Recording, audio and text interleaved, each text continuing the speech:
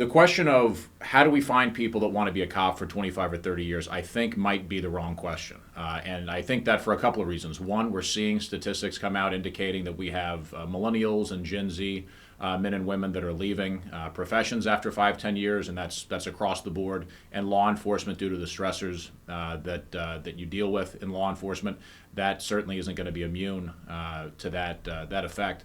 The other issue is how many people do we see? Because a lot of what I deal with is internal affairs issues and confronting the toxic officer and making, unfortunately, legally defensible termination decisions when we have someone whose behavior is so amiss that they've actually become sort of a toxic outlier, which is all my way of sort of revving up to the question of maybe a starting off point in your experience as we try to reconcile, are we hiring people that we shouldn't be? It seems that that's got to be at least part of the puzzle. But also, how much of that puzzle do you think is made up of, well, we hire people that are good men and women, they have a calling to do this job, but after 5, 10 years, they're telling us that they're ready to move on to something else. And how much of that is in their best interest and in the public's best interest, especially from a standpoint of officer wellness? And sometimes, we have people that we hire that either we figure out, yeah, that was a mistake.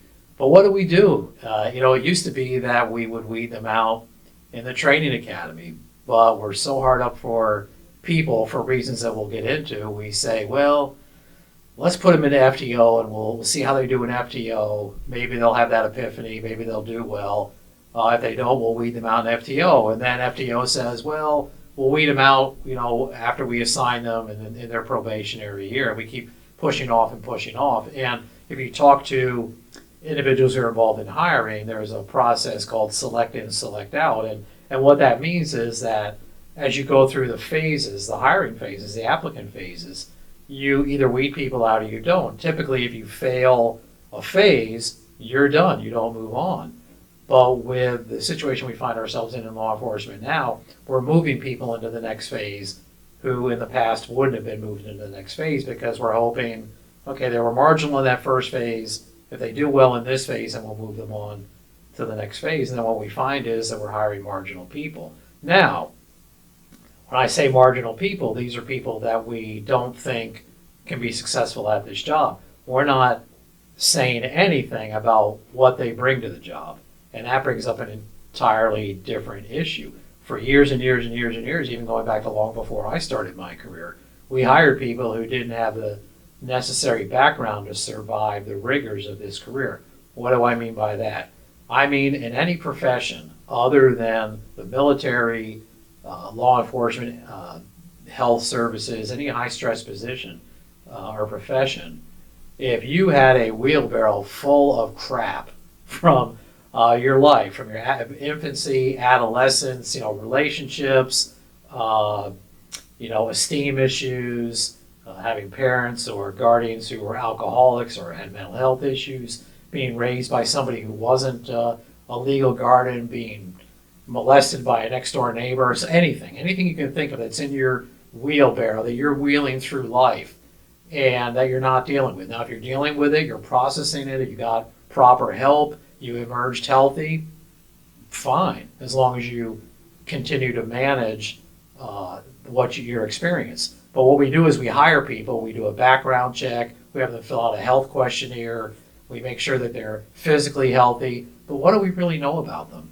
30, 40 years ago, we had background investigators knocking on doors. We rely too much on the internet. I mean, there's good information on the internet. People put things on the internet they shouldn't, but we're over-reliant on what we find on the internet, and we quit knocking on doors. And when you knock on doors, you find out a lot about people. But the problem is they come to that first day of the training academy with pretty full wheelbarrows of past experiences. And now what are we going to do? We're going to heap this law enforcement experience on them. Now, experts say that you are going to experience about 200 critical incidents with the potential for trauma during the course of your law enforcement career. So if you've not done anything with the stuff already in your wheelbarrow from past experience, you're going to be heaping the new experience on top of it. And at some point, that wheelbarrow gets too heavy and it tips over. That's us during the course of our career. Well, and that's a key point, Cap, because when you talk about the unique nature of the stressors that we ask law enforcement personnel to undergo, I think on the one hand, the background investigations, which you and I have talked a lot about and we talk about in our training, and getting back to basics, blocking and tackling, knocking on doors, and as an attorney, I don't really have a lot of concerns, to be honest with you, Cap, about knocking on doors, doing home visits that they've agreed to, that's part of the process, asking personal references, open-ended questions, and those sort of spontaneous utterances that you get. I wasn't asking about that. I wasn't asking about childhood trauma, but you're showing me a lot. So we have that part. But then the other part I can't help but think, especially, of a generation where we have so many men and women coming into law enforcement, and I don't say this to disparage them, but you just hear it all the time throughout the country of we've got people that their background is clean, but they don't have life experience. They haven't faced adversity. They haven't been in a position of authority. They graduated high school, they went to college, and now they're here. And when the background investigator comes back, and let's say they've even done the knocking on doors, burning calories work that's so necessary to try to head off these public safety, legal liability, human disasters. Even when all that's done, sometimes there really isn't a lot necessarily to be found that bubbles to the surface, but because of the nature of law enforcement, we don't know how resilient someone is until they get to that 5th, 6th, 7th year. And then you have this stigma kick in where I hear law enforcement leaders talk about the failure that is someone that gives 7, 8 years of their life to an agency and then decides to go and work for their cousin's brewery, or they go into woodworking, or they go into accounting. And I guess, I can't help but wonder, should we reset, that mindset? Because if somebody gave us 6, 7, 8 years, and let's say that it was good, it was solid, and let's say that they have the self-awareness, or they have a spouse, or they have a significant other, a family member, that is giving them different messages as being that smoke alarm, that the sleep deprivation, and so many other issues that you talk about, the unhealthy hours and the unhealthy just cumulative stress. I guess if you have a situation like that, something that I've been asking people to consider is that a failure? Or is that something that we might want to consider accepting as the cost of doing business if we're going to ask so much of our law enforcement officers? Because right now there's a lot of talk about, well, we need to increase the pay. As the son and the grandson and the nephew and the great-grandson and the godson of police officers, and somebody that's been lucky enough to make a lot of friendships with so many active and retired cops, I want cops to get paid more. But I don't think that's solving the problem. I don't think a 10% or 20% bump is going to really be getting at the root issues of a lack of resiliency, of trauma, of the wheelbarrow that you talk about. I don't think that's really getting there. So then I look at it and try to figure out, well, what else do we do to fill the ranks so that this job can be done in a way that's reasonably safe for the other officers that are working? We've got to look at how we get our staffing up.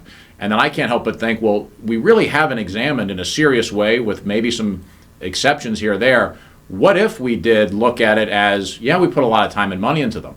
And yeah, they gave us 5, 6, 7 years, but they're no longer an asset, not to us as an agency, not to the community, and maybe in the best interest of an individual that they leave. And I just find it, unfortunately, kind of rare, as far as I can tell, that you have leaders in law enforcement that say, well, you gave us 8 years of service, you haven't been a problem, you've been a real asset, and you're telling us that you don't want to keep doing this job, that you're in a different place in your life. Well, God bless and thank you for your service. It seems to be rather a mentality of, damn, we lost another one. That's one more that we've got to fill. And I wonder what your thoughts are on that sort of that shift in mindset. Well, first of all, police officers don't make enough money, but it's not the money that attracts people to the service, and you know that. But there are things that we could do from a benefits standpoint. Health insurance. If we're going to do national police reform, we need to take a look at health insurance across the board. You've got one agency that's got fully paid health insurance. You have another agency that has terrible insurance. And that insurance should stretch into retirement too. If you do take the best years of somebody's adult life and then they retire and they don't qualify for parts of Medicare because they didn't pay into Social Security, then there should be some type of mechanism for retiree health that's covered so that you don't have to worry about your health in retirement. And health insurance goes, a large part of health insurance is preventative maintenance, and that's what we should be doing. And you and I have talked about this issue of cops giving you their best years and then moving on, and if they want to leave, we should help them out the door. And I don't mean that in a bad way. I mean, we should shake their hand and thank them and move them on, but I don't think they would be moving on if we were creating true partnerships, if we had career development programs, if we had true mentorship programs, and we don't focus on development. If you watch the videos of President Obama's Commission on Law Enforcement, you watch them debate the 6 pillars, even the wellness pillar. No one talks about development. No one talks about career development. No one talks about mentorship. President Trump in February, March of 2020 had a consortium of, a lot of the same talking heads. Same thing. People talked about crisis response, peer support, the mental health, the Law Enforcement Mental Health and Wellness Act. These are all great things, but they're all responding to people in crisis with resources. Why are we waiting around for people to fail to create partnerships to help them survive their careers, survive the challenges? What's at home? We don't ever talk about families. What's in this for the family other than you're not paid? You suffer as much as your officer, spouse, or partner. Nobody offers you any classes on how to survive the career being married or in a partnership with a law enforcement officer, being the child of a law enforcement officer. We should be instructing, educating families on how to be that support system for our people. But we don't do those things. We abdicate those responsibilities. And you would think this, we're entering about the century mark of this profession in America. And you would think after 100 years we would have learned something. There are so many common themes that are common sense. We know they're going to happen. We know things are going to happen to you during your career. I mentioned 200 incidents with the potential for trauma. We know they're going to happen. We know we're hiring people. We love hiring military veterans. And I'm a big fan of military veterans entering into law enforcement. But we also know, based on the DOD's own statistics, that for each time a military veteran is deployed, the incidence of the potential for PTSD goes up. And now you're going to hire somebody who may be affected, and now they're going to enter into a career where they're going to face many of the same challenges, and their immune system is already compromised. And again, I'm not saying that we don't hire military veterans. What I'm saying is that we have a methodology at our agencies where we help people back to the path of health before we heap more stuff into their wheelbarrow.